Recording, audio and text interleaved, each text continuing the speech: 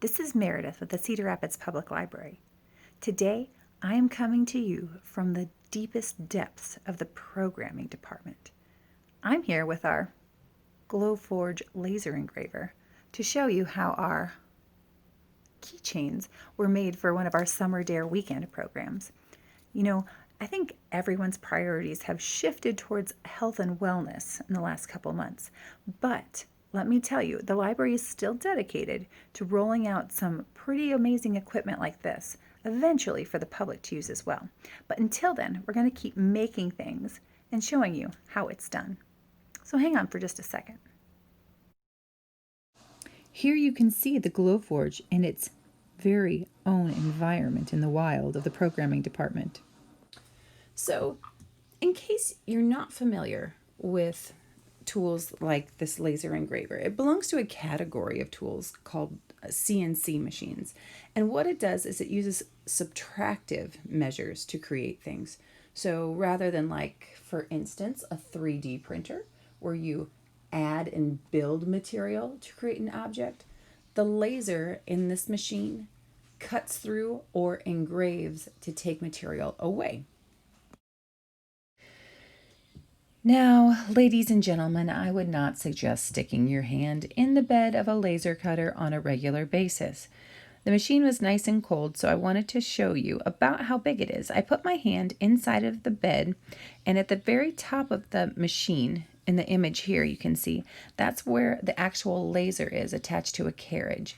And then, according to the software's program, how it interprets your projects, it'll move that laser back and forth over the surface.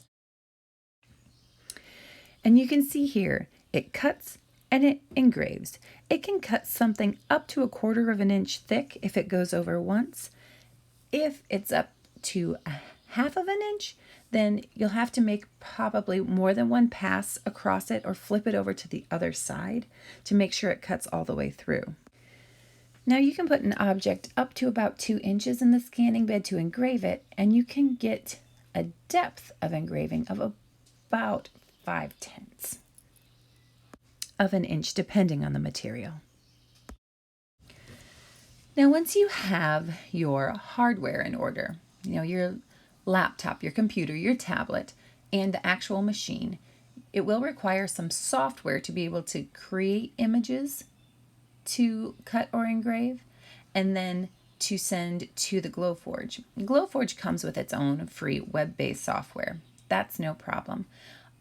Most folks have some sort of software available to them for free or very low cost that you can make a PDF. That's all you really need. If you can save something as a PDF, then you'll be set to start making. Now the image I've switched to here, you can see this is the Glowforge software, and up in the top where the yellow arrow points up, that's the image that was set to engrave, and then down below purple is an overlay of that image on the actual piece of wood. So it's a photographic kind of image on your laptop where you can see exactly where the image is positioned on top of your material. It's pretty handy. That way you can move and reshape the image as well in the software and get as many cuts and shapes out of one piece of material as possible so you don't waste material. Now, let's see how it really works. You can see this is the image that was on the software in purple, and depending on what you're doing, how detailed it is, how deep the cuts are, it can be a pretty quick process. The material that you can put on the Glowforge varies greatly. You can use acrylic as well as regular sheets of wood like this, or if you want to get really creative, you can find things from all around the house that you can stick in there as well.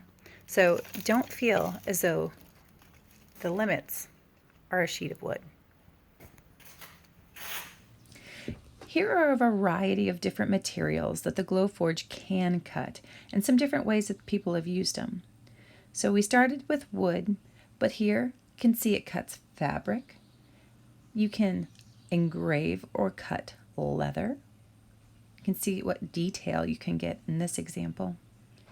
Something as simple as paper can be put into the laser cutter, as well as plexiglass or acrylic, which as you can see can be assembled to make things, or etched. It's a product called Delrin, which is a sturdy plastic that can also be cut with a laser, as well as mylar. People make stencils and pieces for art and home. It can even cut rubber, which is pretty impressive. One of my favorites is food. San Jose Public Library is bringing it with their cookies here.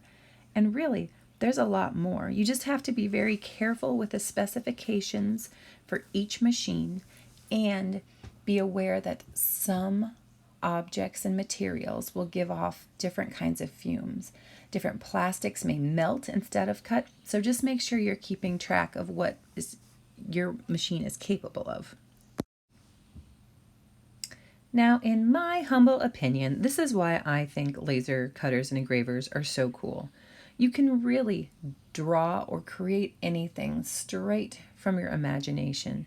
And from your pen, it can become a three-dimensional object, whether it's for art or to make your life easier or to create an actual piece that fits on another machine. You can fix things around your house. I think it's just remarkable. I believe that tools like this are not left for architects, designers, and engineers. I really believe that they should be accessible to all of us, and the only limit should be our imaginations. If you want to take a look at some other projects that people have made with Glowforge laser cutters and engravers, I did put some links up here. You can see the depth and breadth of humanity's creativity and innovation, and it's worth a look. It really kind of challenged my expectations of what one machine can do and what materials can do and how people use technology to enhance their lives.